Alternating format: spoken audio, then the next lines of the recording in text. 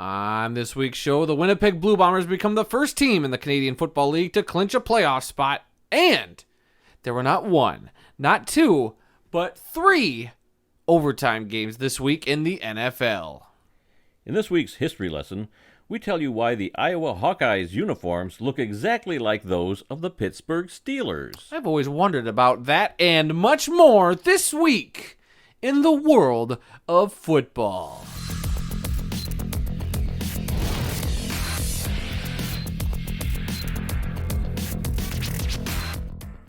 Hello again, everyone, and welcome to another edition of This Week in the World of Football. This is episode 219 for October 19th, 2021. I'm your host, Randy Snow, and across the table from me, as always, is my son, Adam. Yes, so despite us going to a Lions game, and we'll talk about that later, I'm still rocking some Lions merch on my head, but going to represent the best movie trailer we've ever had of all time, which came out over the weekend, for The Batman. That's right. That's all I got. Okay. We come to you each week from the World of Football Man Cave, located right here in the center of the football world, Kalamazoo, Michigan. We're here to promote the game of football in all its many forms, past, present, and future. From the NFL to the CFL to the XFL, college, high school, indoor, and arena football, we inform and entertain our listeners with the glorious buffet that is the world of football. All this while keeping a close eye on the rich history of the game. Thanks for checking out our podcast. We'd love to get your feedback on one of our many platforms: Apple Podcasts, SoundCloud, Stitcher, TuneIn, Spotify, iHeartRadio, and now YouTube, where we post the entire audio portion of the show, as well as other selected videos.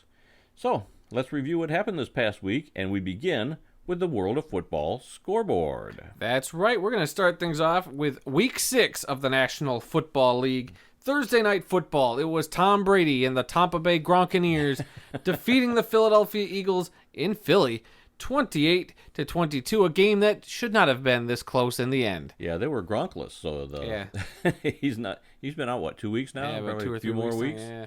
But yeah, we are perfect. What are we, 6-0 on our Thursday night picks? Yeah. So if all the games were on Thursday night, we'd be you've said that last week too. But again, a game that was closer than it should have been. I think Philly was able to claw back there in the second half. Jalen Hurts looked okay. Like he scored a lot of touchdowns. He threw some good passes, but definitely not that Kyler Murray level yet. But I could see some potential in this kid to where he could be a scary guy to face. And a note from this game: Tom Brady is now 9-1 on NFL Network since 2012. So take that for what you will. And then we did have a London game this week. The Miami Dolphins fell to the Jacksonville Jaguars 23-20 on that last-second field goal by Jacksonville. It is their first win since week 1 of 2020. They had lost 20 straight games prior to that. And funny enough, their first win doesn't even come in the United States.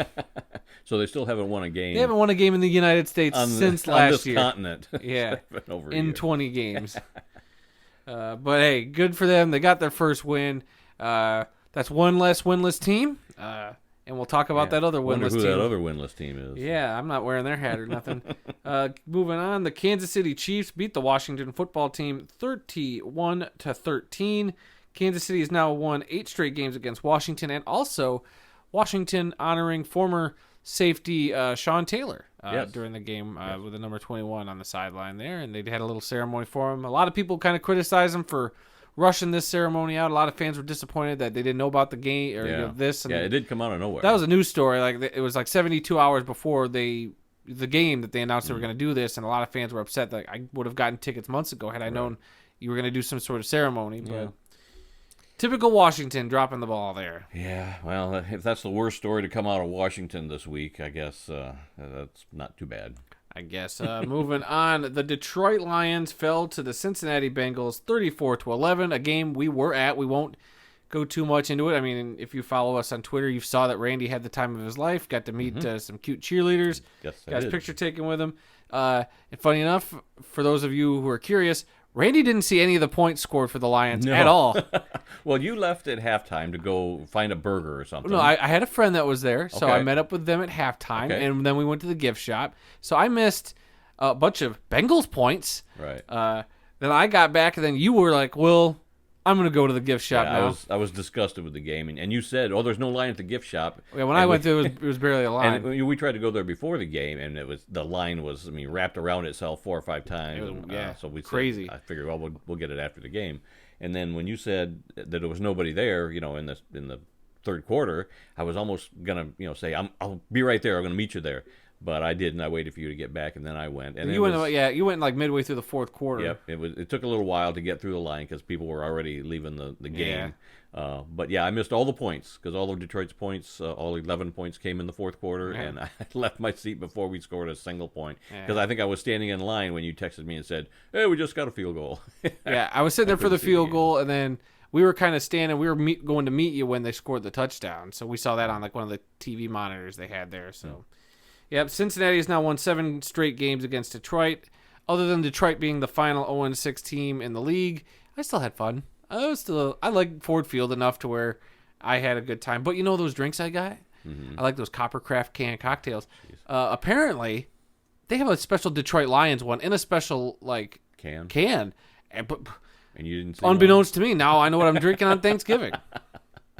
I didn't think I would drink on Thanksgiving. Yeah, it's like a 2-hour drive from our house to get there, and the traffic was not bad. And you had a lead foot. I'm not going to tell the cops how fast you were going, but I'm not going to say it wasn't anywhere north of 80 miles an hour at one point. Right. But no, the traffic was not bad getting there. We had a little bit of trouble because the ramp that we wanted to get off to get to our parking ramp was closed, so the GPS took us way out and back and made a couple of U-turns here and there. But in the end, we got where we were supposed to be, and we'd already paid for parking, so you just pulled out your phone, and it scanned your barcode or your QR code, whatever. Yeah, it was like a QR code. And boom, we were right in. And probably the easiest, other than having to do that big loop around the highway, the easiest parking we've probably ever had going to a Lions game. Yeah, we've already got tickets to Thanksgiving. And we're parking in the same parking garage, so we know what to do. We already paid, so that's going to be even better on Thanksgiving. And it was great to get out of there, too, because it's like it was all one way. You make a big U-turn, and you were heading in the right direction. Yeah, the cops had everything blocked off to where it's like, this is exactly where we want to go. Yeah. Thank you so much. This worked out. It was perfect. So as long as that's what happens on Thanksgiving, and if the Lions win, it'll be the perfect day. Yeah. It'll be the perfect day. Yeah, I mean, we usually save some money by parking a few blocks away. $20 in a lot. This was like twice that or more, and but man, it's worth it. It was worth it for not having the hassle. I was skeptical because I've never bought tickets with a parking pass ahead of time. It was something I was very leery of, and it worked out. Yeah, it did. It worked out just fine. So. All right, and what also worked out is the Rams getting Matt Stafford because the Rams hung up some points on the Giants, 38-11. The Rams starting 5-1 or better for the second time in the last 20 seasons. The other time was 2018. So, yeah, LA's loving Matt Stafford, and Detroit's missing Matt Stafford. And guess who Detroit plays next week? Matt Stafford. I'm glad that this game is in LA because if this game were in Detroit, would you want to be there? The fans would be cheering Stafford for everything, and it would be like a home game for probably. For the Rams. I know there's some sewer people that still don't think Stafford was a good quarterback, and now they should be eating their words. The record proves that's not true. Well, it just shows that if you put a decent team around him, he'll be good. And just like with Goff had a good Rams team around him, and he's never won a game without Sean McVay. So what does that tell you? He's literally 0-14 without Sean McVay. So. Maybe that'll change next week. No, I don't think so. I don't think so either, but wouldn't that just be the most Lions thing next week? For him to get his first win is against the Rams, and for us to get our first win is against the good Rams team. And that'll probably be it. You can't write stuff like that. That's a movie. I wouldn't bet on that. Yeah, I wouldn't either. And speaking of somebody else I wouldn't bet on, I would not bet on the Houston Texans because they fell to the Indianapolis Colts 31-3. Jonathan Taylor, the running back for the Colts, he is the second running back with 10-plus yards per carry and 2+ rushing touchdowns in a game in Indianapolis history. So good for him. Indianapolis is picking back up a little bit. I know they're 2-4, but they might be the best 2-4 team out there. That defense is legit, and if Carson Wentz can just stay out of his own way, I mean they got a lot of good playmakers on that offense too. Okay. Do you know who owns the Chicago Bears by chance? The McCaskey family. You're wrong. It's Aaron Rodgers who defeated the Bears 24-14. Sorry for any Bears fans listening out there, but I think he put it best when he said he owns you. He blanking owns you. I'm That's surprised right. he hasn't said that to Detroit. Or maybe he will the next time they play. Next time they play. Well, he'll be in Detroit next time, so he'll probably will say it to us. that could Then he'll be. throw a Hail Mary while doing it just to add insult A to no-look injury. Hail Mary. Yeah. Be facing the wrong way and throw it over his shoulder. Yeah, and still get it. Yep. That's our luck this season. Anyway, 24-14 is what the Packers did to the Bears. Green Bay has now won 19 of their last 22 games against Chicago. Yeah, that's a pretty one-sided rivalry right now. But, guess. hey, I still love seeing those two teams play. Well, sure. Very historic Even though the rivalry. Bears, I'm sorry, those Bears uniforms are horrendous. If we ever did our ugly uniform report again, I would say these are the biggest offenders this week. They wore those throwbacks with like the I didn't even stripes. notice. I didn't even notice. All I saw was... Because we were too busy at a different game. Yeah, well... But of the highlights, all I saw was Aaron Rodgers, yelling at the fans. I didn't even see what uniforms the Bears were wearing. Yeah, they were wearing those throwbacks with like the stripes going down the helmet. Oh, yes, I did see that helmet. Yes, kind of looks like University of Michigan, but orange and uglier. Yeah. yeah. Anyway, moving on. Sorry, really ripping into some Bears fans right now. Hey, you guys are doing better than us, so I ain't one to talk. I got a Bear coworker who will go out of his way to make sure he knows that that I know that the Lions lost, and I tell him. Yeah, I am fully aware. The Baltimore Ravens got another win, this time against the Los Angeles Chargers, 34-6. It was a bit more of a drubbing than I would have. I thought this would have been a closer game, even if Baltimore pulled it out. Lamar Jackson is now 9-0 as the only quarterback since 1970's merger with 5+ starts and 0 losses in October. So, yeah, Lamar Jackson, and then they also said he just got more wins than Dan Marino did before the age of 25, and Dan Marino had the most quarterback wins by the age of 25, and he's in the Hall of Fame, and Lamar outpacing Dan Marino. So take that for what you will as well. Yeah. Good for Lamar. I mean, guy's been stellar to watch. We saw him in person. Detroit kind of contained him for that game, but it seems like any other time I've watched Lamar, the dude he makes plays. He finds a way. His stat line might not look great, but when you watch him, you can see what impact he's having on that game, and it's tremendous. Well, wasn't it last year or year before that Kansas City came to town and a couple years ago we kept Mahomes in check? It was like his until only the last Well, it was his only game where he never threw a touchdown pass. I think every other game he's played, he's thrown a touchdown pass at least. Yeah. That was the only game he never did for some weird reason against the weird Lions team that can't make up his mind if they're good or not. Once again, another game where we looked good for 4 and 9/10 quarters and then still lost. Yep. The Minnesota Vikings took an overtime victory against the Carolina Panthers, 34-28. The game receiving touchdown in overtime, a 27-yarder, to win that one. Go ahead, 6 points to win the game. The Arizona Cardinals, without a lot of their coaching staff, defeated the Cleveland Browns 37-14. Arizona is now 6-0 for the first time since 2005. 1974. Randy was in high school hitting on cheerleaders. 74. Yeah, I guess I was in high school. Yeah, so not much has changed from then to now. Moving on, the Las Vegas Raiders got a victory with the new interim head coach over the Broncos, 34-24.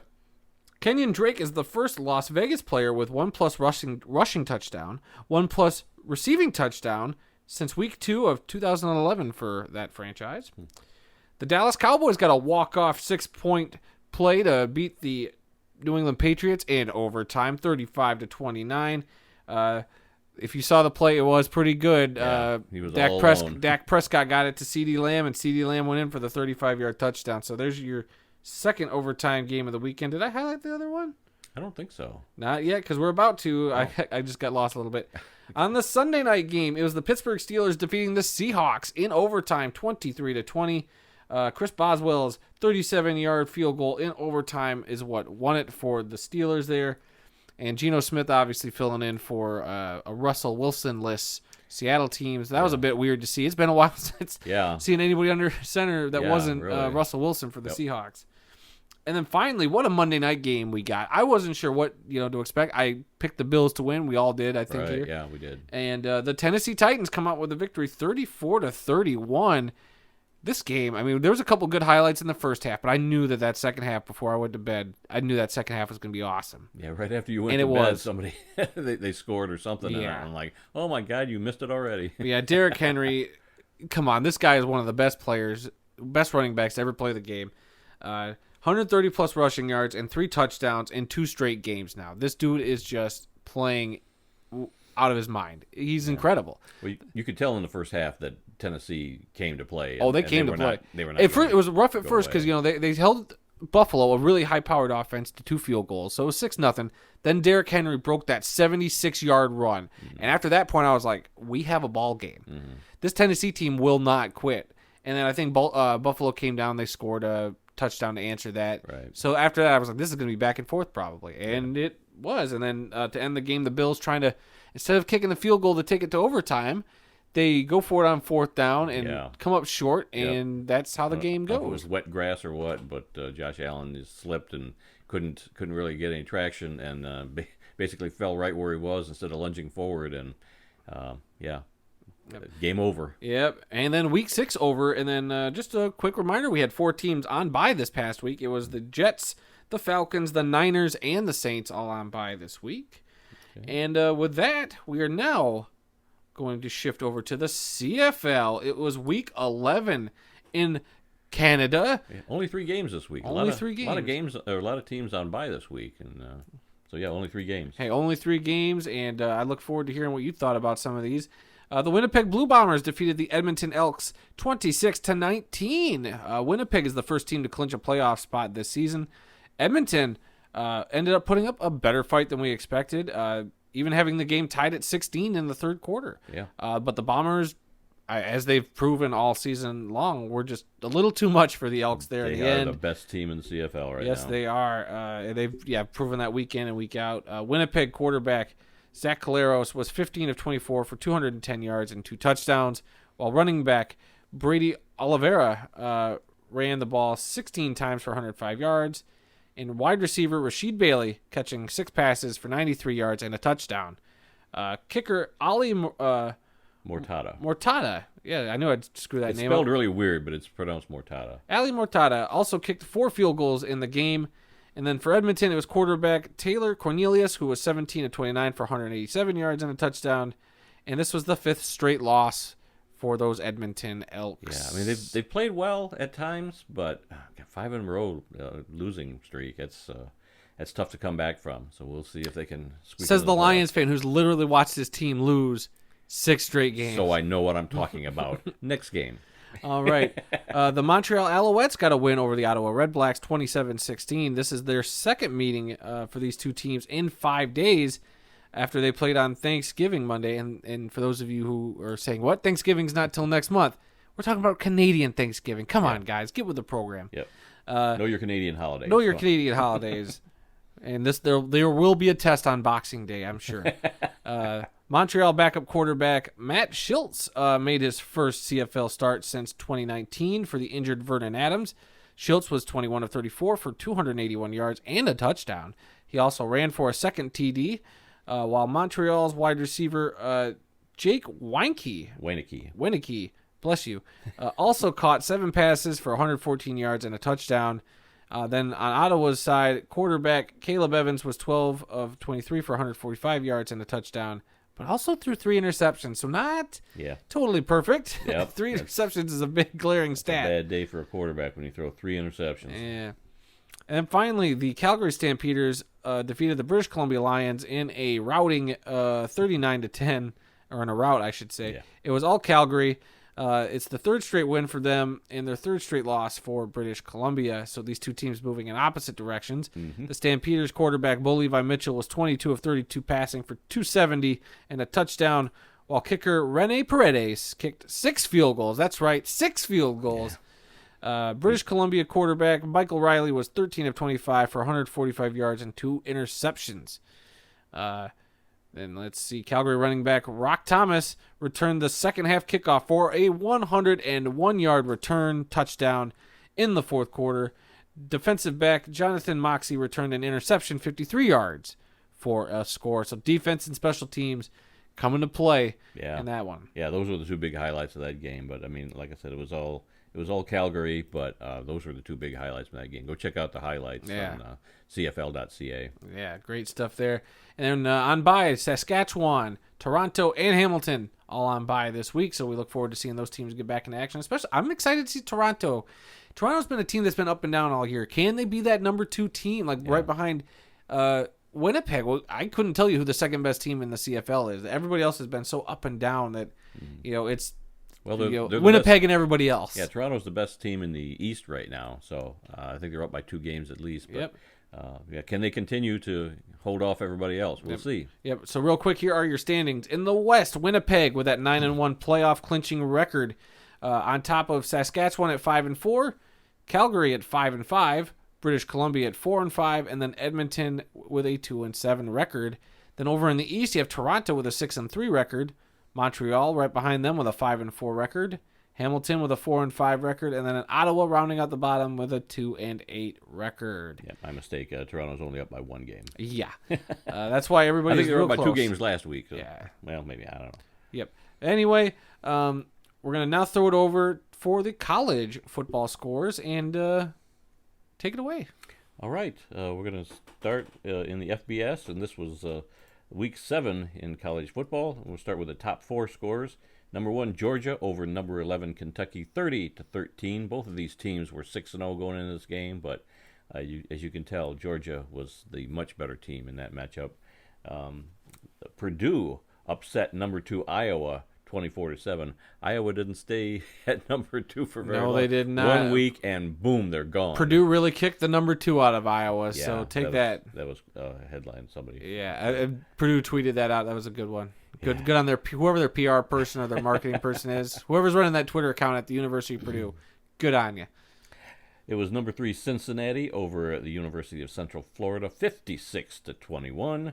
And it was number 4 Oklahoma over Texas Christian University, 52-31. One of those teams really wanted to stay in the top 10, or at least top 4. Top 25 upsets. I switched things around this week. Auburn upset number 17 Arkansas, 38-23.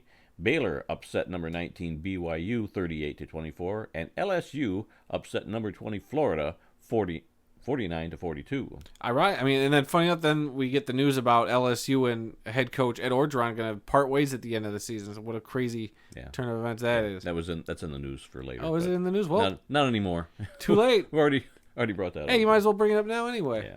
And then, I mean, there's so many weird rumors and stuff going around about why this is happening. Like, I don't even know what to believe. I don't know if I would want to get into the rumors. No, we won't. I'm just saying, like, there's a lot out there. I've read 2 or 3 different rumors, supposedly, what was going on. I saw him doing a press conference, and he just said, I've been doing it. Go Tigers. I've been doing this for 19 years, and I need a break and want to be with my family, and blah, blah, blah. Same stuff that everybody always says. Really, Coach? You really want to be with your family, or do you want to be with some of those mistresses? Okay, I went there. I'm sorry. Jeez. Moving on. This is a family show. All right. Ask your kids what a mistress is. Or wait, parents, don't tell your kids what a mistress is. Shut up over there. We're going on with our blowouts and shutouts. I threw this in the blowouts category. Western Michigan improved to 5-2. Hold on, you skipped your other scores real quick. I'm sorry. I did. All right. In other scores, it was number 5 Alabama over Mississippi State, 49-9. And it was UConn over FCS Yale by the score of 21-15. I thought they were all done playing FCS teams at this time of the season, but they snuck one in there. And when I saw Yale was playing UConn, I thought, well, I'll mention that score. So anyway, moving on to the blowouts and shutouts. Western Michigan improved to 5-2 with a 64-31 win over MAC rival Kent State. And this game, I didn't watch most of this game. You did. Yeah. And tale of two halves. I mean, this was a close game in the first half, and then Western just, for whatever reason, somehow blew the doors off in the second. So good for them. Yeah, they've been on TV quite a bit this year. I think only 1 week when I haven't seen them play, either in person or on TV. And they're on TV again next week, so I get to watch next week's Western Michigan game, so that's pretty good. All right, Virginia shut out Duke 48-0. The University of Texas at San Antonio, the Roadrunners, great mascot there, shut out Rice 45-0. Colorado shut out Arizona 34-0. The University of Alabama Birmingham shut out Southern Miss 34-0, and Fresno State shut out Wyoming 17-0. Moving on to the military academy scores, it was Memphis over Navy 35-17. That drops Navy's record to 1-5. Air Force over Boise State, 24-17. That improves Navy's record to 6-1. And Wisconsin over Army, 20-14, and Army drops to 4-2. So we have a new Associated Press top 4 for the coming week. Number 1 is Georgia. Number 2 is Cincinnati. Number 3 is Oklahoma. And number 4, Alabama. They weren't out of the top 4 for very long, and they're right back in it. And they're probably going to be there the rest of the season. Probably. I mean, all I have to do is sit and wait for other teams to screw up. Yeah. And guess what? Cincinnati and Oklahoma, you're the next two that are probably going to screw up. I think Georgia's going to be set, but yeah, they run the table and they're back in the top 4, back in the playoffs, and everybody loves them. So, all right, there are 11 undefeated teams in the Associated Press top 25 this week. We've got Georgia at number 1, Cincinnati at number 2, number 3 Oklahoma, number 6 Michigan, number 8 Oklahoma State, number 9 Michigan State, number 14 Coastal Carolina, number 16 Wake Forest, number 21 SMU, number 22, San Diego State, and number 24, University of Texas, San Antonio. Good for them. Roadrunners. Go Roadrunners. Yeah. Run the table. If that's not your slogan, it should be. Let's see. Lower level college football spotlight. We're going to go through all of the lower levels and highlight a game or two from each one. Starting with the FCS level, it was number 3 North Dakota State improving to 6-0 with a shutout over Illinois State 20-0. You may remember I attended the Illinois State game at Western Michigan a few weeks ago. You weren't there, but my buddy and I went, and it was kind of good to see new teams. The Illinois State Redbirds, I believe they're called. Let's see. Division II, it was Indiana of Pennsylvania over Slippery Rock 48-21. In Division III, it was Susquehanna over Gettysburg, 47-17. It kind of sounds like a Civil War 44 score. or 47-7. Oh, I'm sorry, 47-7. Yes. Still sounds like a Civil War score. Yeah. In the NAIA, it was number 11 Ottawa of Arizona over Texas College, 48-6. In junior college, it was the Snow College Badgers improving to 5-1 over ASA Miami, 45-3. And we love talking about Snow College every week. And you love talking about Snow College every week. I love talking about Snow College. So I thought we should at least highlight one other score from there. So this week I picked Air Force Prep over Ellsworth, 30-17. Let's see. U Sports up in Canada, that's their university system up there. The University of British Columbia defeated Regina 31-30 in overtime. It was a 2-point conversion in overtime that was the difference. So I don't know if it would have been a tie, if they would have kicked the extra point, if the game would have ended in a tie, or if they would have gone to a second overtime. I'm not sure about how they do that up in Canada, but University of British Columbia decided we want to win this thing, and they went for a 2-point conversion, and they did. So 31-30 was the score. And Canadian Junior Football League, it was the Langley Rams over the West Shore Rebels, 34-7. And that is it for this week's World of Football scoreboard. All right. All right, we're going to move on to some NFL news right now. It wasn't bad enough for John Gruden last week, having to resign and all that over these emails.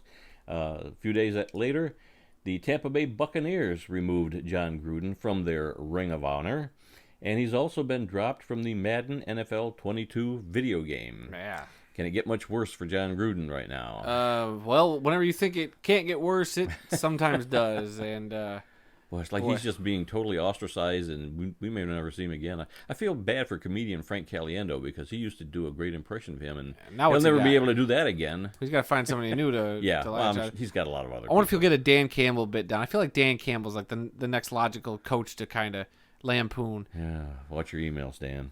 Yeah. Okay, let's see what else. And watch your kneecaps. Yeah. David Baker has retired as president of the Pro Football Hall of Fame. This came out of nowhere. Yeah, this is no idea this was even in the even a possibility. Yeah, I asked you if you saw this. You're like, saw what? And then I did. I thought you were joking when you read me the headline, and I just thought, man, that came out of nowhere. But Baker's been the president of the Hall of Fame since 2014. Jim Porter, who served as the Hall of Fame's chief marketing and communications officer since April of 2020, will take over as the president. And all I can say about David Baker is those are going to be some big shoes to fill. Literally and figuratively. Yeah. Because, I mean, David Baker, we we knew him from his Right. Arena Football days, Yes. and if you're a fan of the Arena Football League or were back in the day, he was a great ambassador. He was a champion of the Arena League and one of the greatest commissioners I've ever seen. He showed a genuine display of passion and affection. Loved the game, for loved the players, the game, loved the and fans. then and when he went to the Hall of Fame, as bummed as I was that he was no longer the commissioner of the Arena League, Right. he did the exact same thing with the Hall of Fame. He turned the Hall of Fame into I think it's I don't know really how to phrase it, but I think you're a little more aware of the Hall of Fame. Like back in the day, it's like, oh yeah, you knew there was a ceremony and there was the preseason game, but I feel like he really evolved the Hall of Fame experience just in terms of being in the public conscious. Even for a casual NFL fan, you're a little more. Yeah, who cannot see those videos of him knocking on doors to announce the Hall of Famers? I mean, he's such a the guy opens the door and here's this little teeny tiny little guy looking up at David Baker and he's like, "Congratulations and welcome to the Hall of Fame." And right. yeah, those videos are great. I can't ever say that whoever his predecessor was did anything like that. I'm sure that happened in real life. But maybe it was because of him that they started, hey, let's start getting these players' reactions. Let's start changing some of these things up. And I think he, what he's done is great. And I think he was always such a good presence, especially watching some of the broadcast of like the posthumous players that went in. Like they did the whole special of like Alex Karras and that whole crew that went in.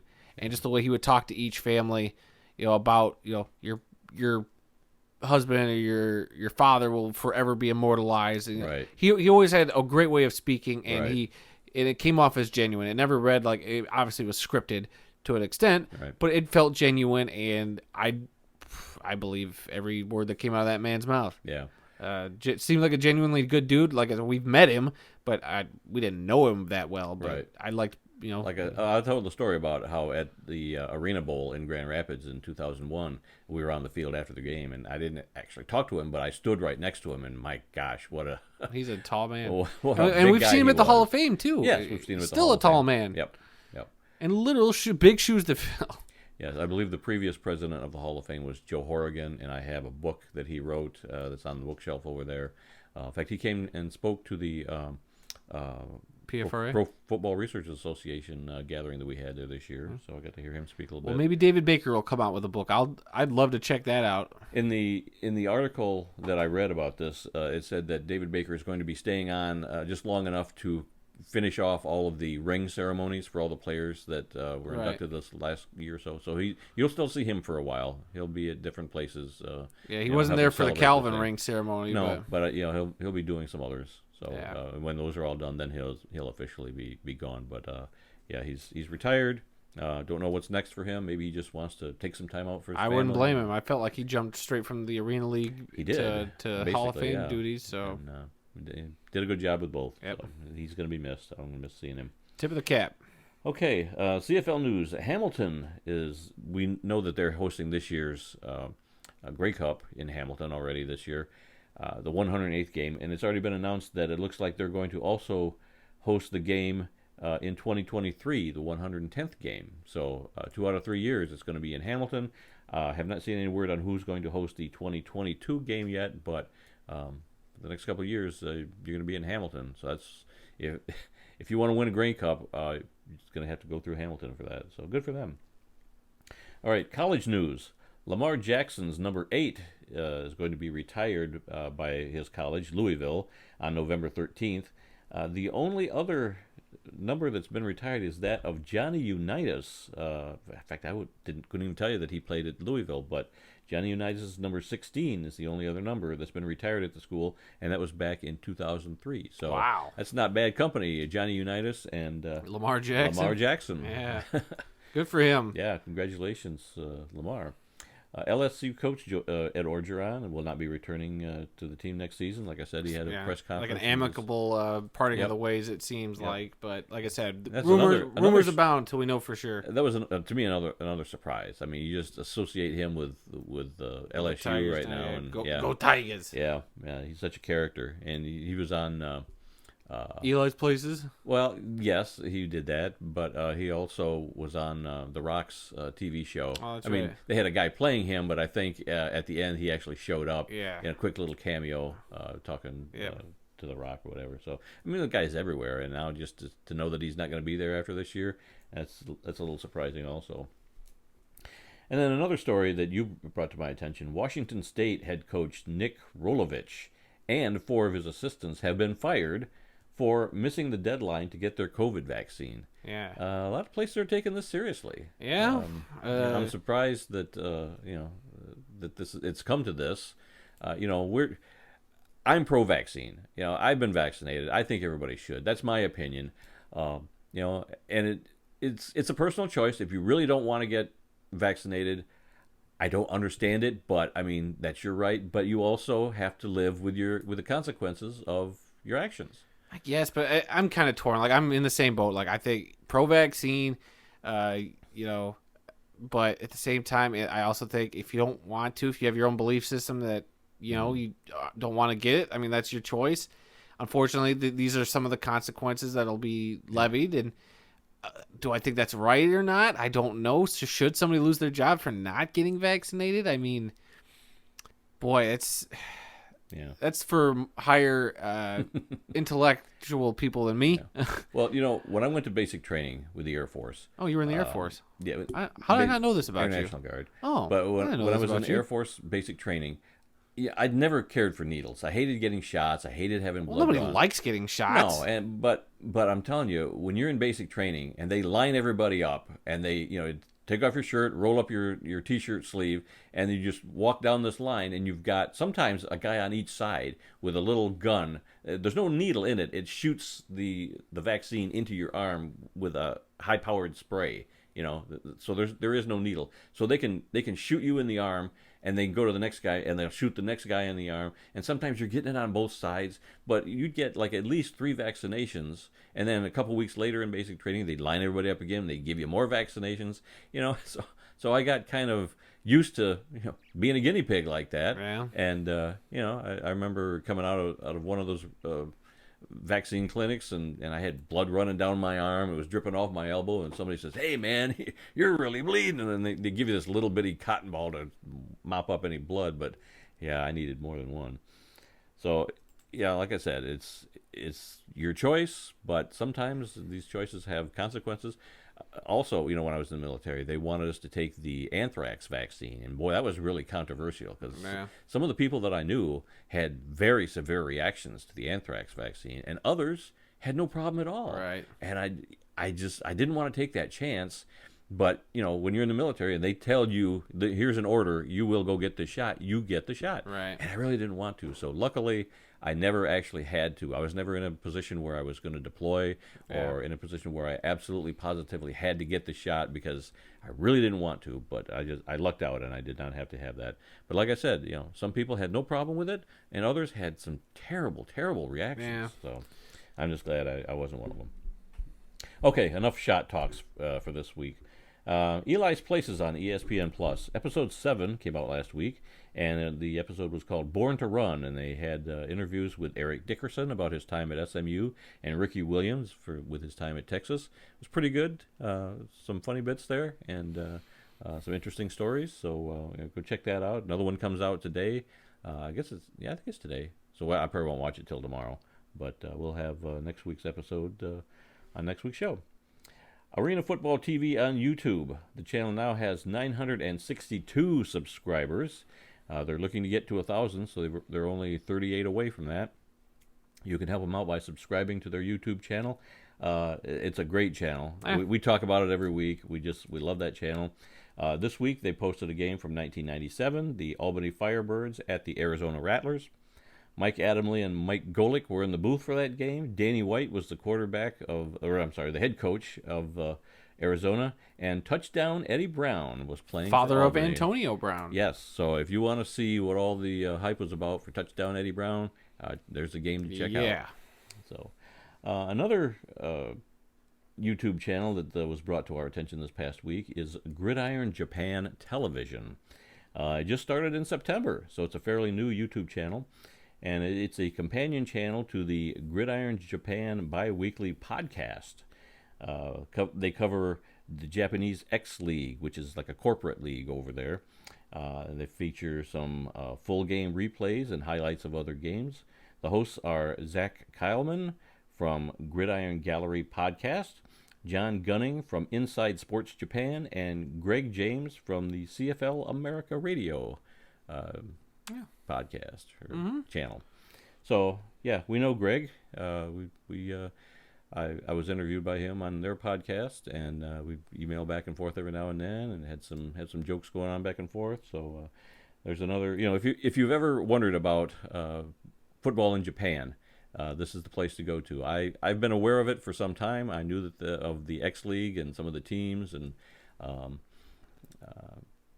I've just been aware that they do play American style football in Japan. So if you're curious about it, if you've heard about it but you've never seen it, there's the place to go. So, Gridiron Japan Television on YouTube. Yep, and then Greg invited me to their fantasy football league this year. That's right. So, I don't play Greg at all for a few weeks, so I can't trash talk him just yet. I'm like trying to figure out how many weeks do I got till I play Greg, and man, I'm still going. Yeah, okay, well, that's enough fantasy football talk. All right, we're going to move on to obituaries, and this is where we take a moment to honor those who've made the world of football a better place. Actually, hold on. He manipulated the schedule so that we don't even play each other. No. Yes, he did. Oh, Greg. Oh, Greggy boy. Is he afraid of you? I don't. And your football knowledge? Yeah, my lack thereof. He shouldn't be. My lack thereof. All right, getting back to our obituaries. Willie Spencer Sr., who played in the World Football League and in the NFL, has died at the age of 78. Spencer never played college football.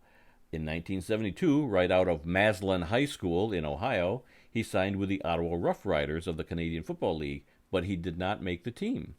He played semi-pro football for a couple of years for the Indianapolis Capitals and the Hartford Knights before he signed with the Memphis Southmen of the World Football League in 1974. He played for Memphis in 1974 and 1975 till the league folded, and he holds the CFL record for the most rushing touchdowns in a single game with 5. Oh, Al Bundy would be proud. Yeah. He went on to play for the Minnesota Vikings in 1976 and the New York Giants in 1977 and 1978. You got to figure anybody that goes to Maslin High School in Maslin, Ohio, has probably got a pretty good start on a pro career if they want it, and obviously that was the case with him. Yep. All right, our next obituary is that of Warren Bryant, an offensive tackle in the NFL for 8 seasons, has passed away at the age of 65.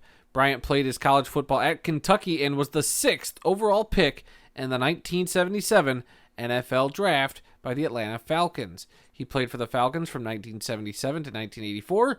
He was then traded to the Los Angeles Raiders during the 1984 season, where he finished the season and then retired.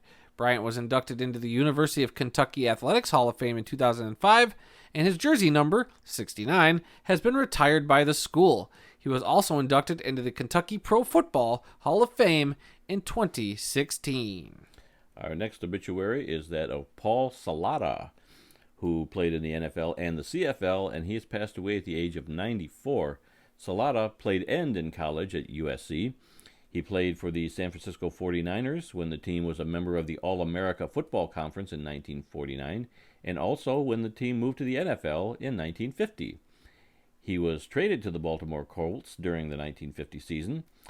He then went on to play in Canada, and he played for the Calgary Stampeders in 1951 and 1952, and the Ottawa Rough Riders in 1953. Salada is probably best known as the creator of the Mr. Irrelevant Award, which we talk about every year after the draft, and that award honors the last player selected in the NFL draft each year. Yep. Our next obituary is that of Otis Armstrong, a running back in the NFL for 8 seasons and has passed away at the age of 70. Armstrong played his college football at Purdue and was the 9th overall pick in the 1973 NFL Draft by the Denver Broncos. He played for the Broncos from 1973 to 1980 and led the NFL in rushing in 1974. Armstrong was inducted into the Purdue Athletic Hall of Fame in 1997 and the Chicagoland Sports Hall of Fame in 2005. Keep going, there's more. Yeah, there's more. The College Football Hall of Fame in 2012 and the Colorado Sports Hall of Fame in 2014. Yeah, 4 Hall of Fames this guy is in. Normally, 1, maybe 2 Halls of Fame. This guy's in 4 of them. So, wow, what a career. And finally, one that just came out today. I was going to stop at 4 obituaries, but this 5th one came by. Kind of hit close to home. Pat Studstill, a wide receiver in the NFL for 11 seasons, has died at the age of 83. Studstill played college football at the University of Houston. He signed as an undrafted free agent with the Detroit Lions and played on the team from 1961 to 1967. He missed the 1963 season due to an injury, but he led the NFL in receiving yards in 1966.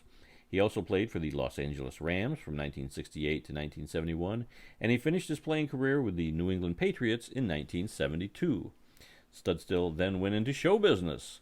He was a technical advisor on the movie The Longest Yard, starring Burt Reynolds, in 1974, and then he became an actor.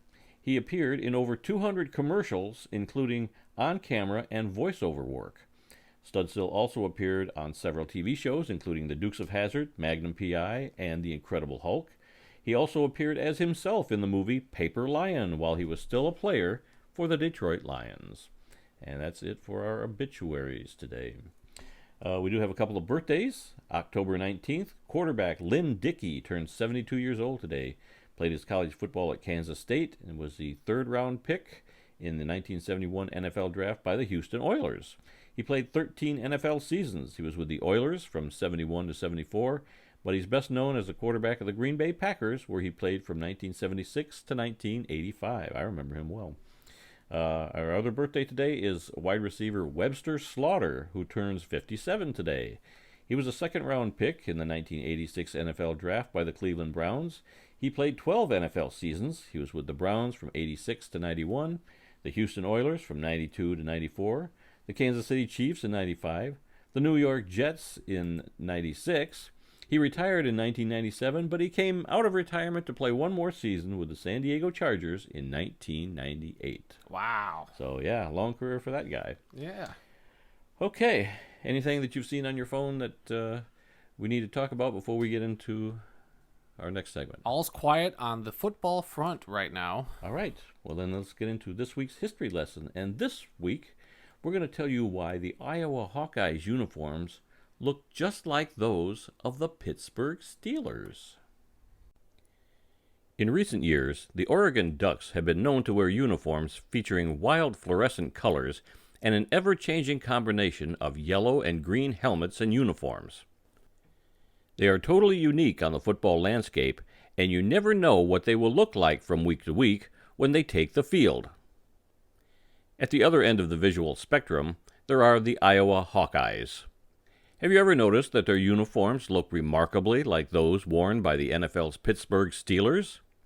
Is that a coincidence, or was it planned that way? Here is the story. Hayden Fry was the head coach at SMU from 1962 to 1972, and at North Texas from 1973 to 1978. In 1979, Fry took over as the head coach at Iowa. At the time, the Pittsburgh Steelers were the best team in the NFL, winning back-to-back Super Bowls in 1974 and 1975. They won a 3rd Super Bowl in 1978, and a 4th would be added at the end of the 1979 season. Because the Steelers' colors of black and gold were the same as Iowa's, Fry wanted to emulate the Steelers' success on the field, so he decided he should copy their uniforms. He thought that if the Hawkeyes looked like winners, they would play like winners. Fry contacted Steelers head coach Chuck Noll and asked his permission to duplicate their uniforms. Noll agreed and even sent Fry a Steelers jersey to use as a template for their new uniforms. Fry even had the helmet redesigned with the Tiger Hawk logo that they still use today. Their previous helmets were nothing to write home about, from a simple letter I to a script Iowa to a flying hawk.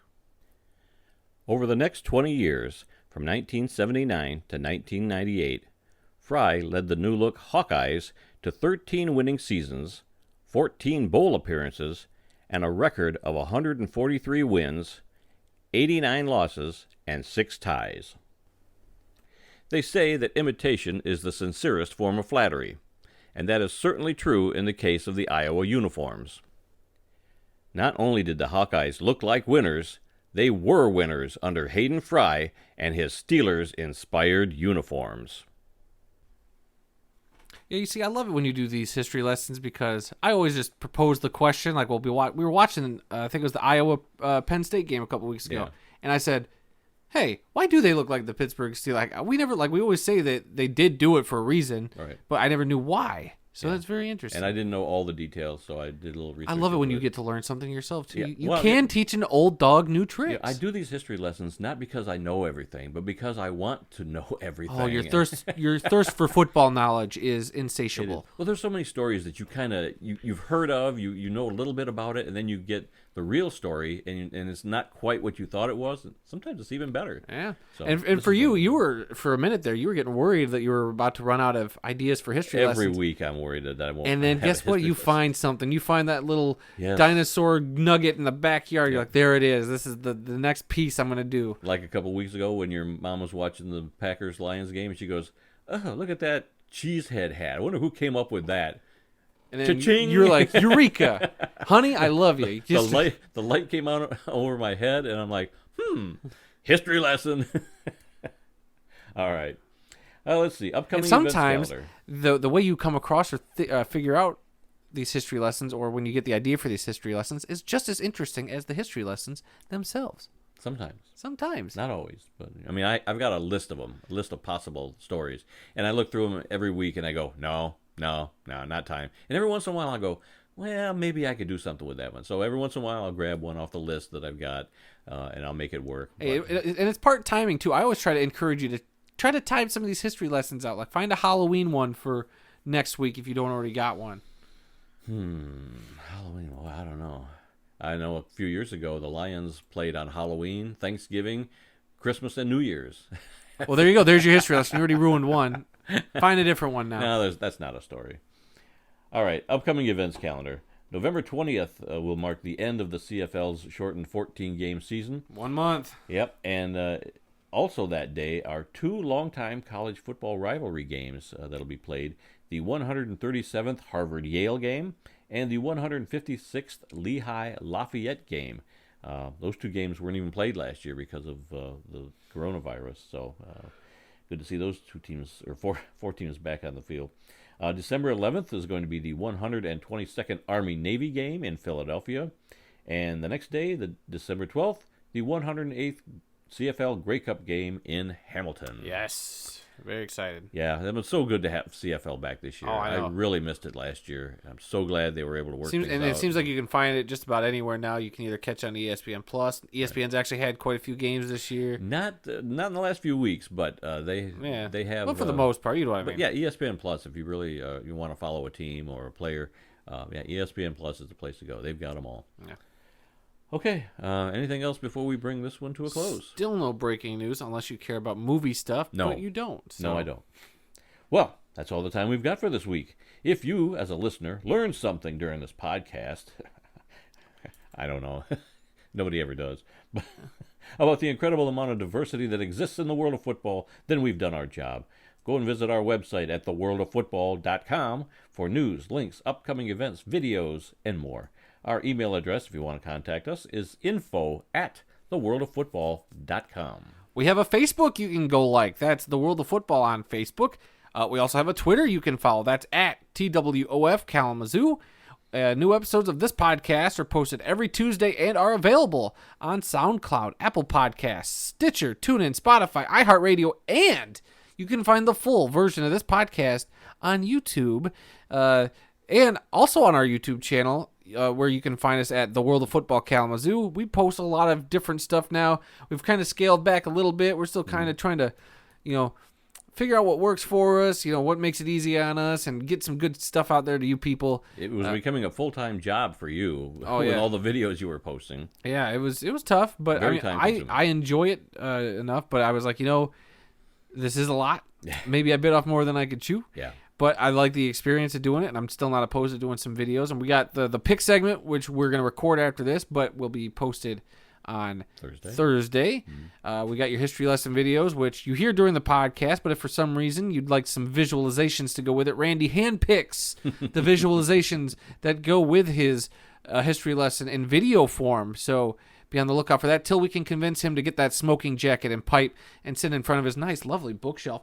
And a third bookshelf you have, which you could put next to that bookshelf, which would look awesome. My bookshelf is overflowing right now. I've got books all over the place. And I've been championing for that. And we've talked about maybe doing some new videos.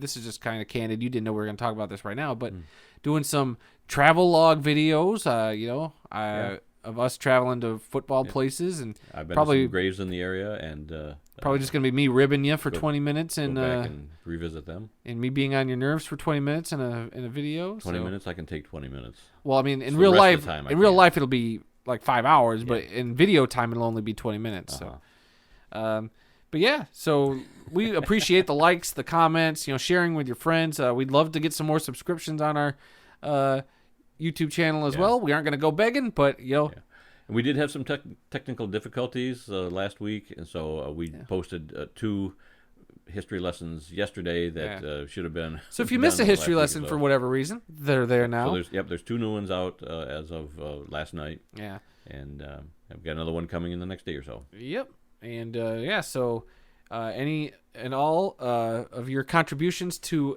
the football conversation with us is welcomed. Okay, and like Adam said, once again, we're doing our NFL picks, but this year those are exclusively going to be on our YouTube channel. They're not part of this podcast anymore. So you can look for them on Thursdays throughout the NFL season. As you said, we'll be recording those here in a few minutes, and we'll post them on Thursday. And remember, folks, some people may love football more than we do, but nobody, and I mean nobody, loves more football than we do. Join us again next week when we'll review all the happenings in and around the world of football. Until then, I'm Randy Snow. And I'm Adam Snow. And we'll see you all next week. Aren't you glad I didn't say anything sassy at the end like I normally do? Yeah, you can stop recording now.